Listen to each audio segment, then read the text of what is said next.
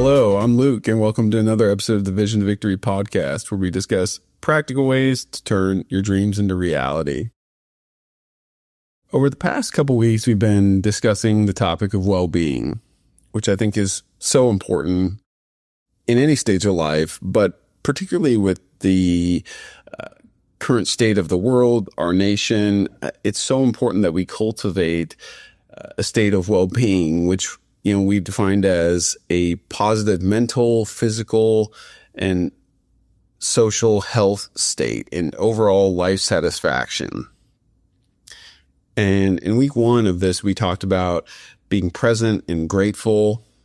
Hard to overstate the importance of those things. And last week, we discussed being active and clear. And this week, I want to talk about being peaceful and purposeful. Sounds nice, doesn't it? I'd love to just be peaceful and feel a sense of purpose all the time, right? But the truth is, life gets messy. And sometimes it's very easy to fall into a state of anxiety and stress and, worry. But here's the thing. Peace requires that we prioritize it. And I believe that peace and purpose are inextricably linked. That is, that you can't have peace without purpose. So what does it look like to prioritize peace and to prioritize purpose in our life? I believe it's impossible to ignore the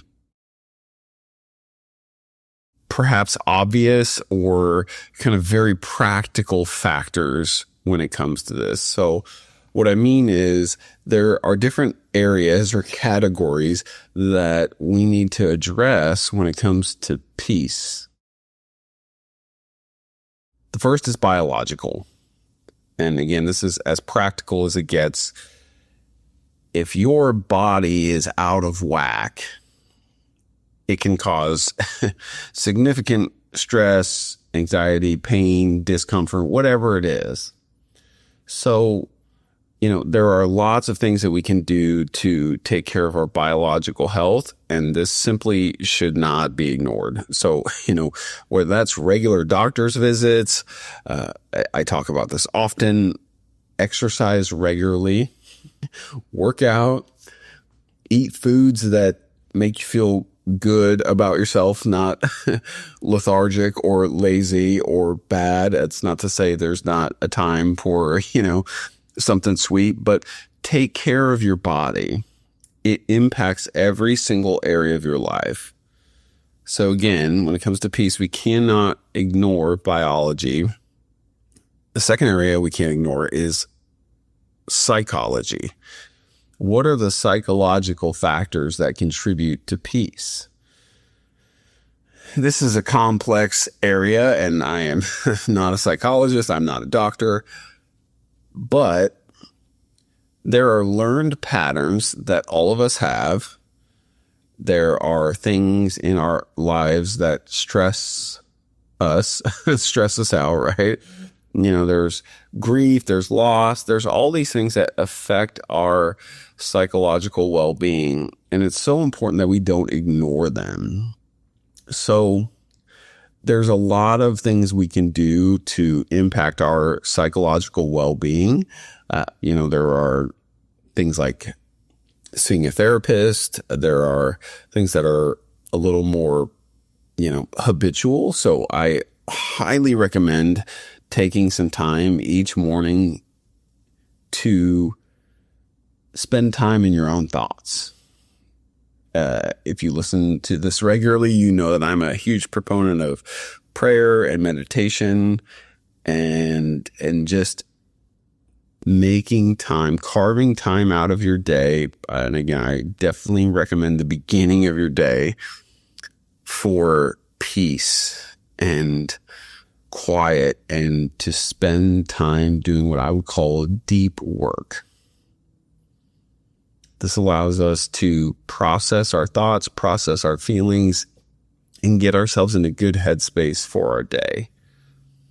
So there's biological, psychological, And then there are social factors that impact our peace and our sense of well-being. This may sound obvious to some, but how we interact socially, and certainly who we interact with, has a dramatic, a very significant impact on the peace that we do or don't experience in our own lives. And how we interact is often, in a lot of ways, dictated by our family history, our upbringing, social, economic factors, all of these things. But the key here is community matters. I talk about this often, and that's because it's very, very important to the human experience and to finding peace in our own lives. And it's that we are connected to a community that is larger than ourselves. So whatever it looks like for you to be connected to people who care about you and who you care about and are invested in, prioritize connection. If you want peace in your life, you cannot ignore biological factors. You cannot ignore psychological factors. You certainly cannot ignore social factors as well. You can't ignore the impact of connection. And look, there are lots of other things that impact, our sense of peace and contentment and, maybe lack of peace. If you are using substances to numb yourself, or if you have some underlying medical condition. And the message with those things would be, get help. We all only have this one life, and living a peaceful life is available to all of us. But it often takes courage to remove things that, keep us from that, of course. And, it could be, social media. It could be just simply the use of your cell phone, which maybe you're overly attached to. These are the realities. And until we are honest with ourselves about any of these factors, again, biological, psychological, social, any of these other factors too, that might be keeping us from peace, we'll continue to live in a state of anxiety and stress and worry, which I just believe is better for all of us.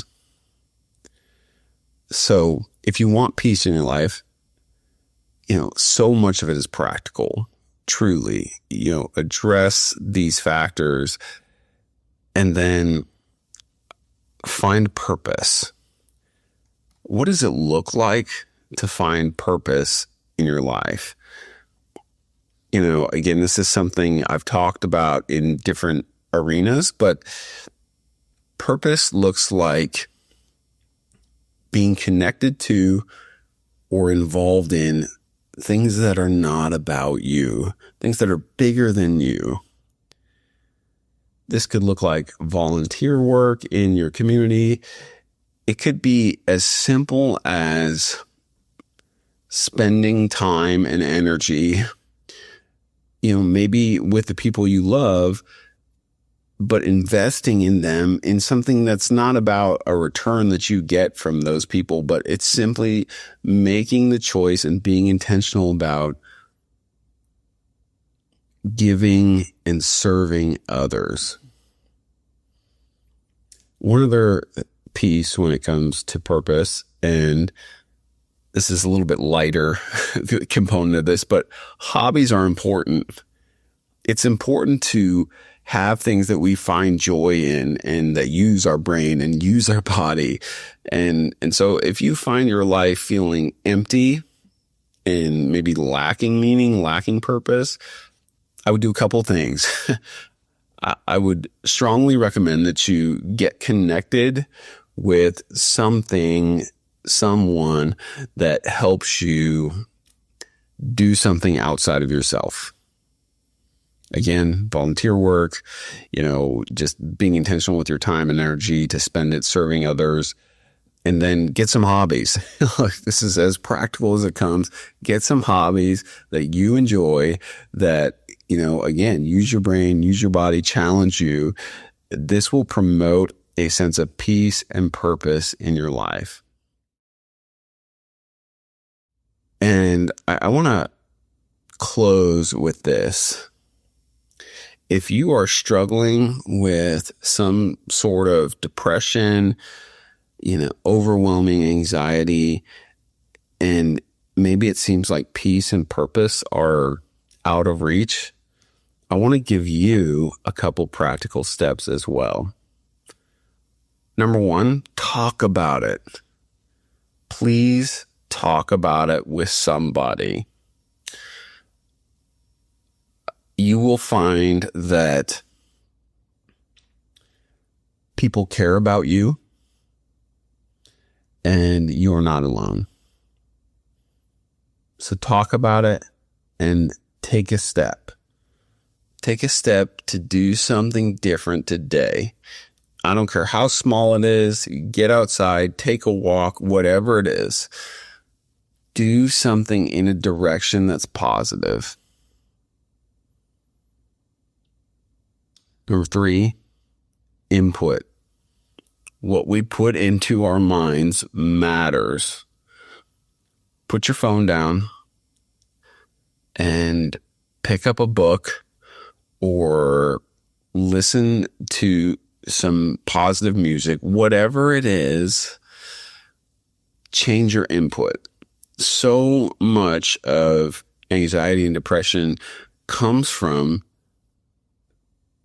just call it what it is, garbage that we put into our minds, or mind-numbing information that we can't really do anything with, and fosters this kind of like low-grade stress or anxiety, with the weight of the problems in the world.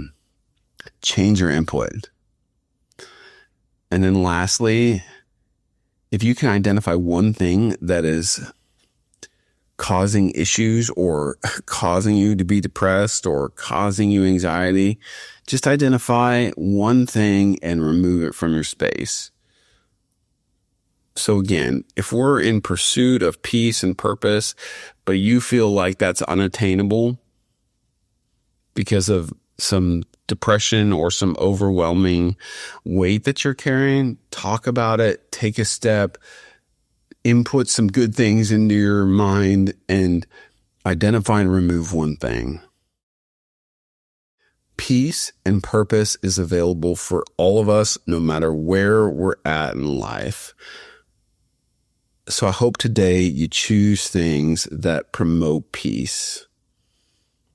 I hope you choose to put away things that cause you anxiety. And I hope you choose to serve someone else. Choose purpose today. If this was helpful, share it with somebody. I'll talk to you next week.